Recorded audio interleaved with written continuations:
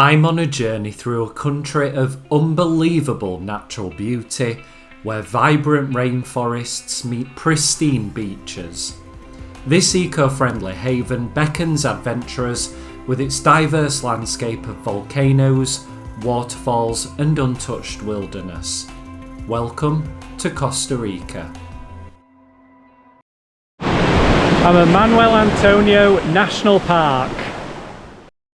Nestled on Costa Rica's Pacific coast, around 160 kilometers south of the capital San Jose, Manuel Antonio entices travellers with its pristine beaches, tropical rainforest and hotels that sit among the jungle.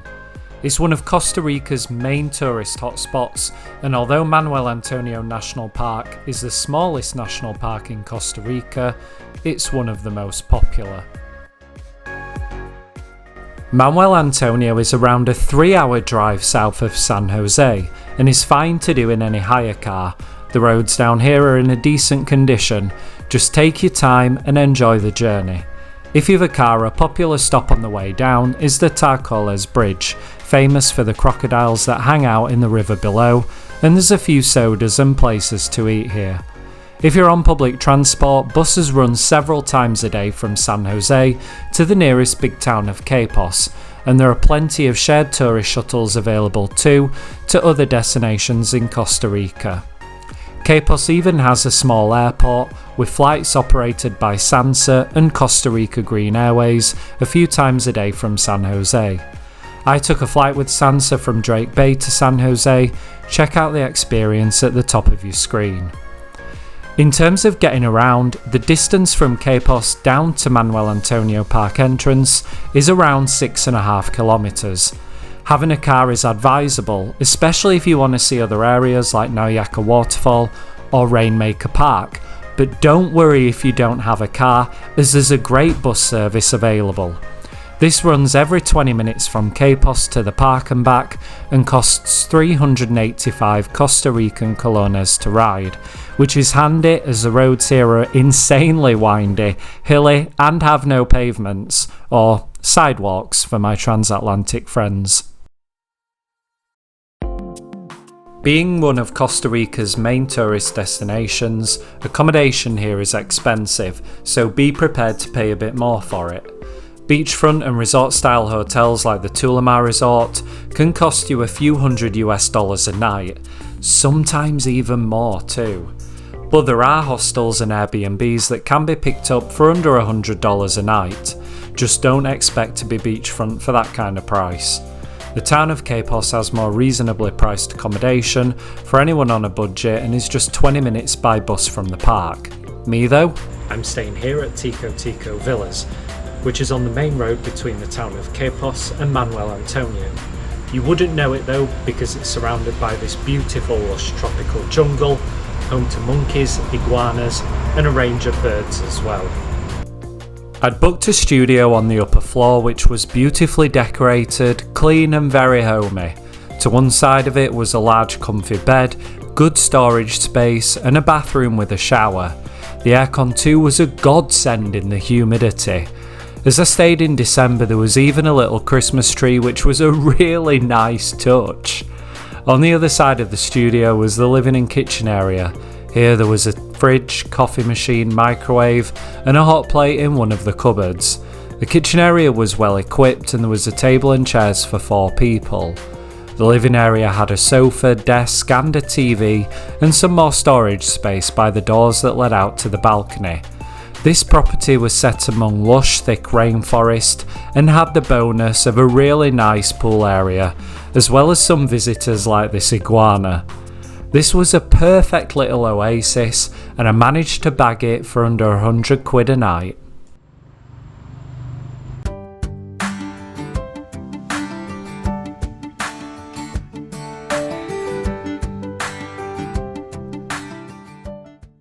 I slept insanely good in that bed. I was exhausted the night before, having travelled down from La Fortuna, which took the best part of a full day. Subscribe if you want to see what I got up to in Costa Rica's adventure capital. Dragged myself out of bed, let some light in the room and then coffee. I desperately need coffee.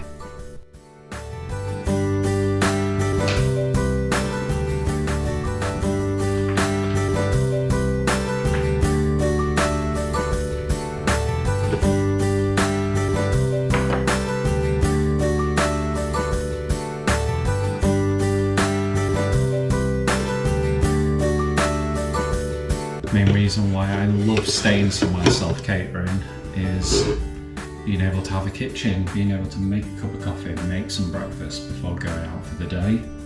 Just makes things a lot more simple.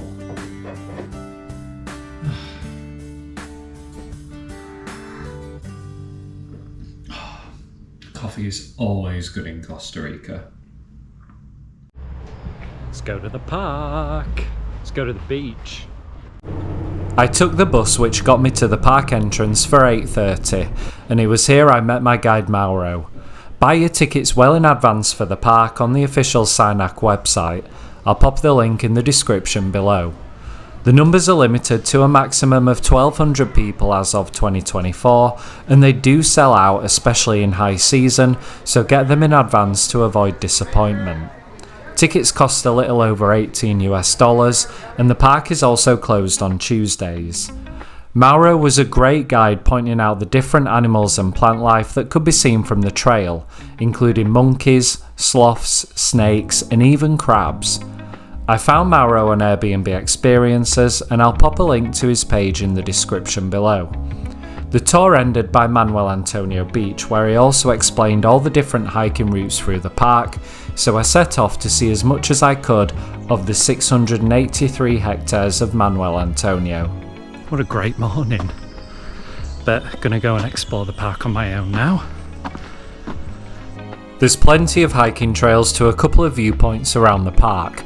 I hiked the Sendero Miradores trail, which, although not far in terms of distance, there was lots of stairs which were tough in the heat and humidity. Death by humidity.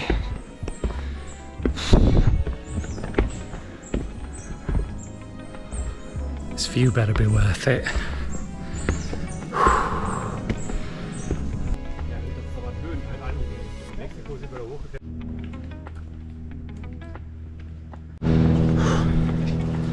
Wow.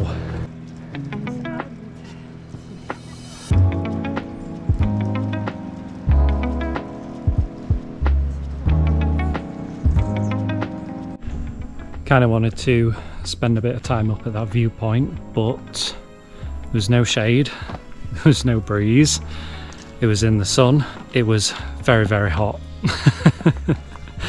So I am gonna go try and find a very nice spot of beach to go swimming.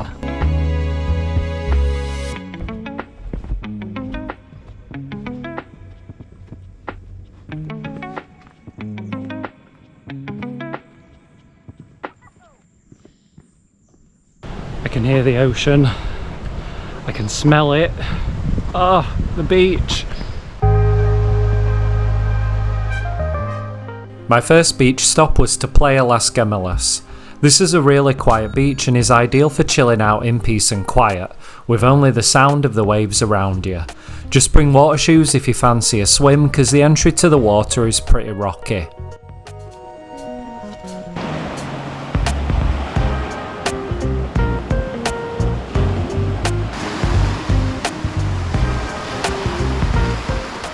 All that walking and swimming have built up a bit of an appetite.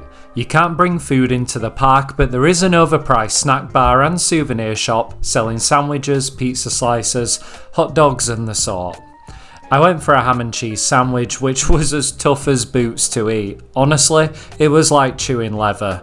My face says it all.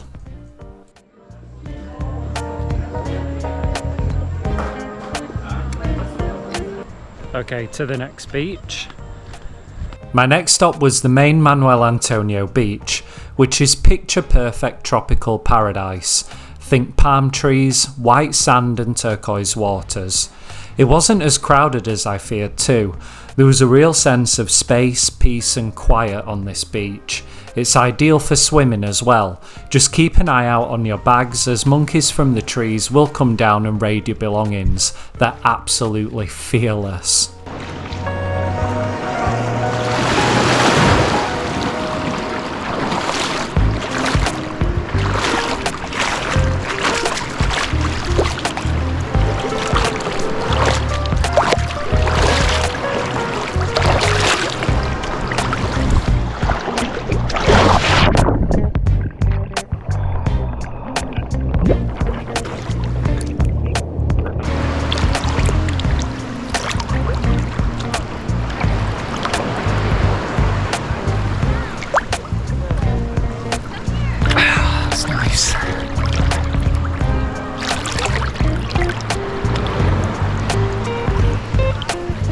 They're going to be closing the beaches in about an hour, but I don't want to leave. Wow. After a refreshing swim and a cool down, my third and final beach of the day was Playa Espadilla Sur. This long stretch of biscuit coloured sand was largely deserted, and it was a really nice walk back up to the park entrance, along this beach and through the mangroves.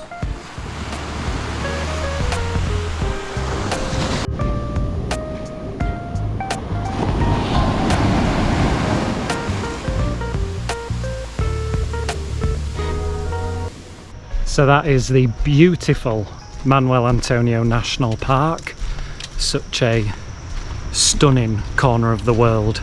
The wildlife, the beaches, the plants, the forest, everything is spotless and pristine. If you want to visit Manuel Antonio National Park though, numbers are limited, so buy your tickets in advance from the official website.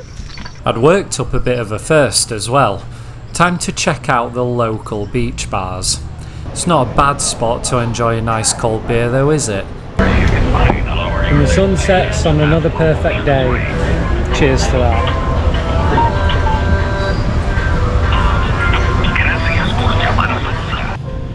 Good morning. Had a fantastic day yesterday. In the park, the beaches are beautiful. Saw lots of wildlife that I've not seen before while I've been in Costa Rica. So lots of monkeys, also saw a caiman, which was pretty cool. It was well hidden though, in a little creek among the mangroves. Today though, going to be jumping in the car, heading down to Dominical, which is a small beach town. And I'm also going to check out Nauyaca Waterfalls as well, which is meant to be really beautiful. So I'm going to finish my coffee and get going. It's roughly a 45 minutes to an hour drive south from Manuel Antonio to Nauyaca Waterfalls. The ticket office is on the main road and costs $15 to enter and park the car. The car park is located a couple of kilometres away and is down a really steep hill, but the road is all paved so a 4x4 isn't necessary. Just drive very carefully. From the car park it's an 8km round trip hike, 4 kilometres there and then 4 back. The walk itself is well signposted and on a clear path. The walk from the car park though is largely uphill, and at times this can feel like a challenge, especially if it's hot and humid, but what goes up must come down, right? So if you don't want to do the walk, you can also take like a little truck down, obviously for an extra charge. I don't know how much that is. I think it's about $30, but don't quote me on that.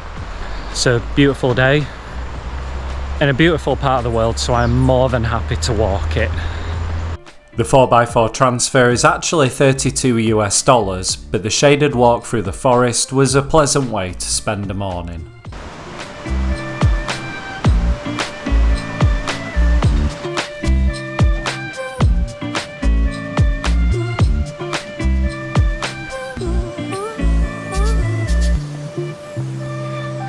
Getting hot.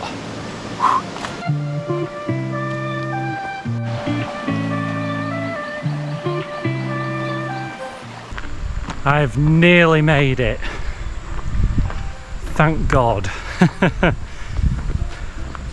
The humidity has got to me. It's not that bad of a walk. It's just the heat. So get here early That is my top tip. I got here early and it's still warm. I have made it to Nauyaca Waterfalls. Whew, I'm warm though. Definitely need a swim. Hobbling down a few flights of stairs, I'd finally made it to Nauyaca Waterfall. It was worth the walk. Look at that!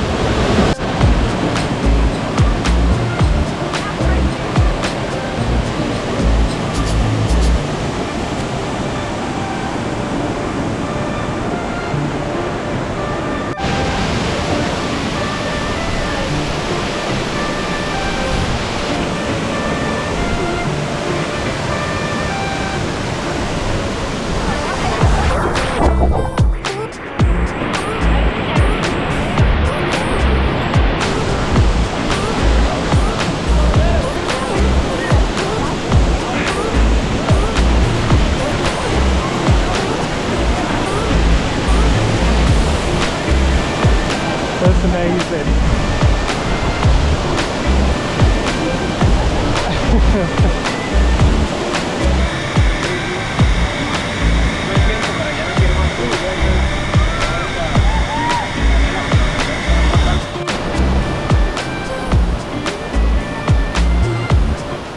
I really enjoyed that.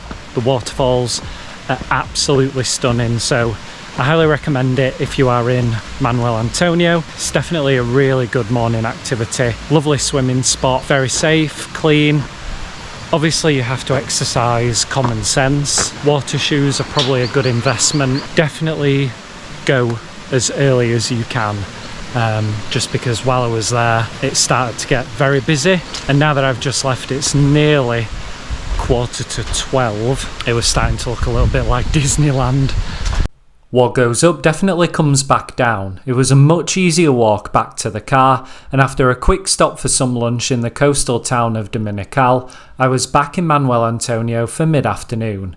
That night I felt really tired, so I didn't venture far, just to a little restaurant down the road that was fully decked out for Christmas, with snowmen in 30-degree heat, happy hour margaritas, and a house band playing La Bamba.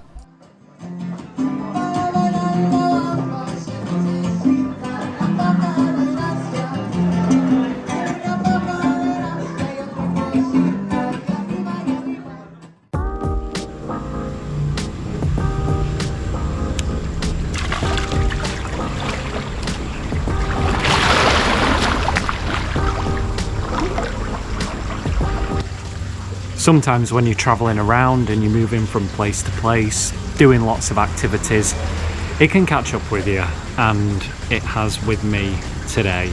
I was feeling pretty tired and groggy this morning, so I've had a day around the pool doing nothing, and it's been absolutely perfect.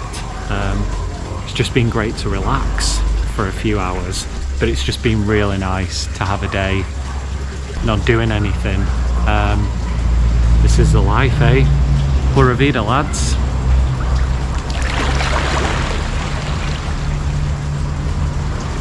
I don't feel bad about having a day to just switch off and do nothing. To treat myself even further, I took myself for a nice sunset dinner and cocktails. My digs had recommended Raphael's Terrace as being one of the best places for sunset drinks, and well, it was hard to argue with that. The uninterrupted view of the sunset and the Pacific Ocean was unbelievable, and the happy hour margaritas had a belter of a kick too.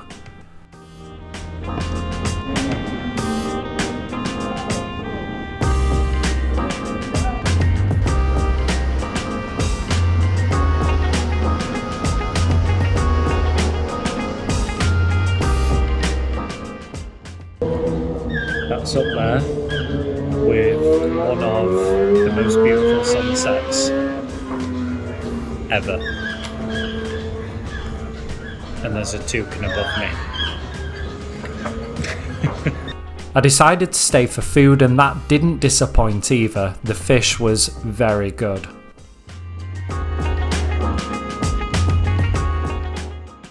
After, I walked up the hill to El Avion, a world famous restaurant and bar. The bar here is housed inside an old CIA operated Fairchild C-123 aircraft, abandoned at San Jose Airport during the Iran-Contra affair of the mid-1980s, where the US government was secretly selling arms to Iran to release US hostages in Lebanon and fund the Contras, an anti-Sandinista rebel group based in Nicaragua. The affair was a Cold War and political scandal for the Reagan administration. The plane was subsequently purchased and moved to this hillside setting in August 2000, where it's now a popular spot for food and drink. Bar built out of a plane. It's different, I'll give it that. It was so cool.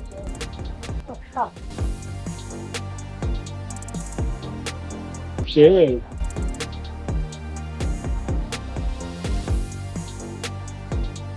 It's somewhere that's definitely worth popping into for a drink and to soak up a little bit of Cold War history. It also got a lot livelier later on as well.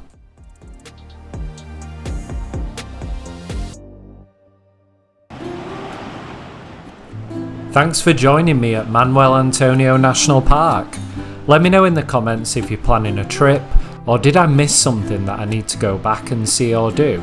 As always, if you've enjoyed this video, please drop us a like or a subscribe. Thanks for watching, see you again soon.